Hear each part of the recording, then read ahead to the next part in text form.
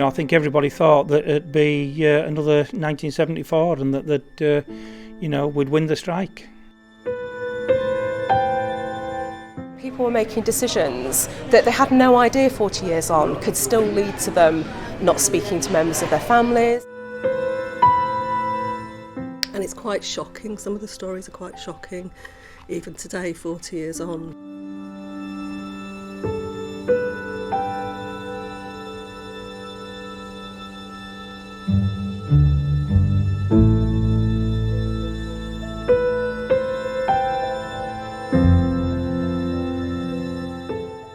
They always spoke every other year that pit's going to shut, and that's all the talk every year because about the pit closing. And I always held myself back from, I did get a mortgage obviously at that time, but I could have got a lot bigger. But I was always worried that the pit were going to close.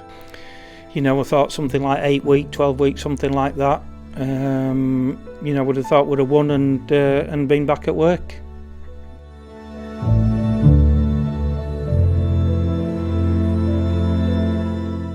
I think once we realised how much coal stocks the government had built up in preparing for the strike, and then when we didn't have unity throughout the coalfield, when the whole national workforce didn't come out, then it was going to be a problem, you know what I mean? And you could see then, I think, the writing on the wall.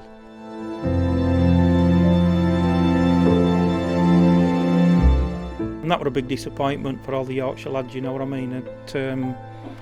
Because there's an old saying in mining, unity is strength, and we got let down basically. But that's history now, isn't it? It's what's been.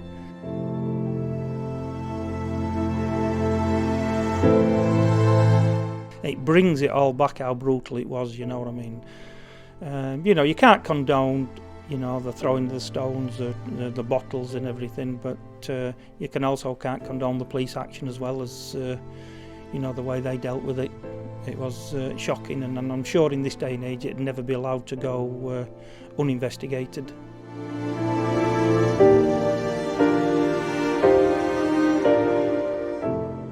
We're all familiar with the stories of people struggling to put food on the table, to pay their mortgages, etc.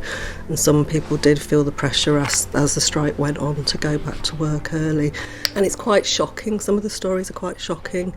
Even today, 40 years on, to hear about somebody eating their pet rabbit because they had nothing else to put on the table. My brother was a miner, he was married obviously with a mortgage. My father was a miner, my father-in-law was a miner.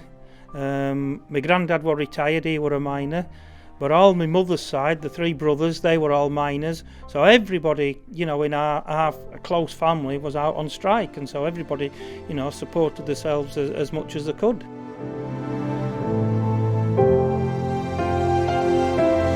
It was sombre, but everybody, I think, was just relieved to get back to work. But basically everybody had had enough. All my work colleagues had had enough, you know what I mean? And because it caused so much animosity within families, and brothers are against brothers, and I've known people that they've ended up splitting up with their wives, the partners during the strike, because the partners couldn't just take any more, you know what I mean? 'Cause it was that hard.